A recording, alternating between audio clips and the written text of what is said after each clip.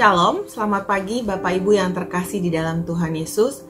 Renungan pagi hari ini terambil dari Yohanes 15 ayat 4-5 yang bunyinya, "Tinggallah di dalam aku dan aku di dalam kamu. Sama seperti ranting tidak dapat berbuah dari dirinya sendiri kalau ia tidak tinggal pada pokok anggur.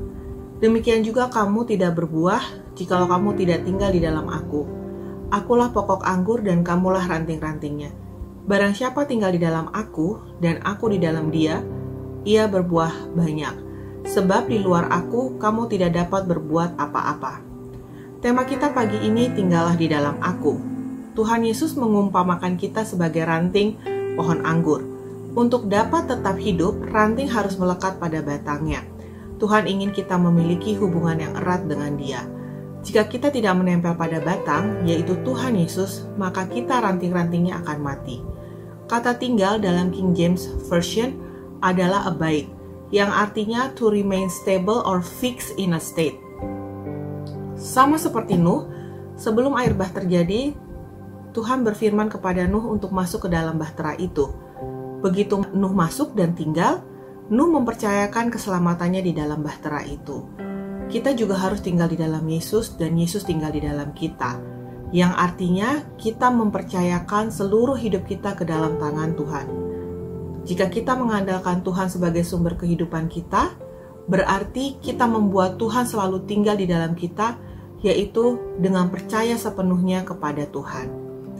Tuhan Yesus ingin agar kita, ranting-rantingnya, juga menghasilkan buah. Dalam hal inilah Bapakku dipermuliakan, yaitu jika kamu berbuah banyak. Buah dihasilkan dari hidup yang bertumbuh. Ranting-ranting sendiri tidak memiliki hidup. Ranting tidak dapat berbuah dari dirinya sendiri. Ranting harus mendapatkan kehidupan dari pokok anggur. Yesus adalah pokok anggur sebagai sumber kehidupan. Ranting yang hidup tidak cukup. Ranting itu harus berbuah. Jadi, ranting itu harus hidup sekaligus berbuah. Keberadaan kita tidak cukup jika cuma bisa hidup.